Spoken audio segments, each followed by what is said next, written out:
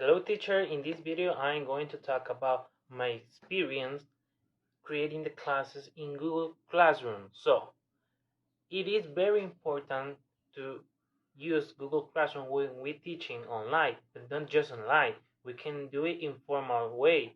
Why? Because if we use Google Classroom when we are in presential classes, we can leave homework there and my student will do it in their home. So it is very important that we use Google Classroom when we are in presential class or virtual classes. So the first class that I created in Google Classroom was about the alphabet. The alphabet, well, I'm talking about 7th grade. I choose 7th grade for this classroom, for this Google Classroom. So my first topic was the alphabet.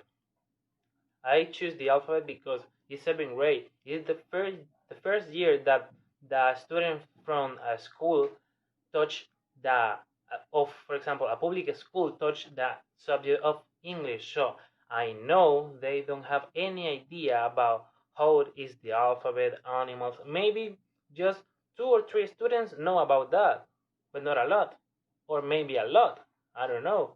So for this, I choose the alphabet. Why? Because this is a very simple topic and I have to start with the most easy as possible. So for this I choose the alphabet. Then I choose ordinal and cardinal number. For example, 1, 2, 3, first, second, third. So this is why I choose these first 2 topics. Why? Because are the most easy. Well, I see that are the most easier. So I choose it. My experience in those classes are very similar. Are a simple topic and a big knowledge. Why? Because using the alphabet, I can tell the name of, for example, things, animals, and names. For example, the letter F, Fernando, is my name. So I can choose the J, giraffe, the C, zoo. So this is why I choose it, because it's a simple topic and a big knowledge. Cardinal and ordinal numbers are a very easy topic too, because 1, 2, 3 is necessary to know the number from 1 to 1000 at the beginning, for example. It can hear really hard, but no, it is very easy to learn that numbers. For me, in my case, the numbers one, first, second, third, four, five, and all that, and so on, are more hard for me in my case.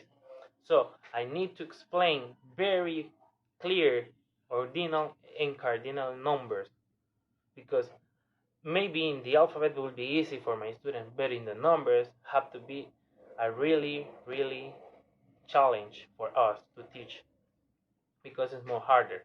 For example, there are similar numbers. For example, 12 with 20, 13 with 30, 14, 40, 15, 50. So in this way, I teach my classes in Google Classroom in my explaining video. Why? Because it's more easy to a student see that the numbers are very similar with 12, 20, 13, 30, 14, 40, and so on. It's more easy. The next topic that I choose was simple greetings, a little more harder.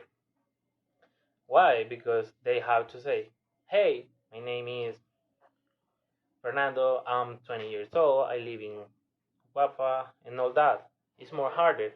They have to learn more.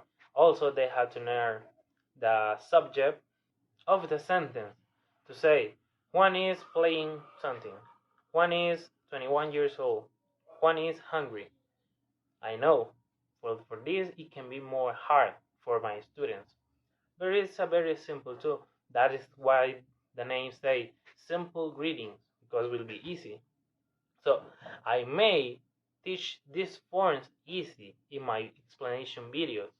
Also, I said in my explanation videos, if you have a question, ask me. I will respond you the most near possible. Why? Because I know some students can have difficulties, bad internet connection, or they don't get the idea about the topic. So in all my videos I say, hey, if you have a question, text me, ask me. You can do it anytime. I will respond you as soon as possible.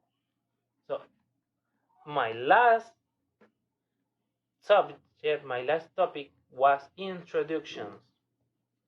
This is very similar with simple greetings. This is why first is simple greetings and then introductions. In simple greeting is hello, how are you? I am good. Nice to meet you and all that. In introduction we got I am Fernando, I'm 20 years old. My father is a doctor, my mother is a teacher, for example. So the introductions are more harder than simple greetings for me. This is why I choose this order. So it's very simple too, but I know some student can say, "Hey, teacher, I have a problem with this," and I hope they don't do it. Right. For that I say in my videos, "Hey, you can ask me if you got a question or don't get the idea. You can do it anytime. There's no problem about that." So this is why I choose this topic, and this was my experience about this. Was a very really good experience using this platform to teach, because you can do it test, you can give material, you can do it a little quiz or ask a question, open a forum of questions and all that. You can do it. It's a very full platform, so you can work there easy. I know sometimes you will have problems with connection or the platform or the servers are broken, I don't know, but it's a very easy platform to use to work with our students. So if you can do it, do it. And this was my experience using this application. Thank you for watching.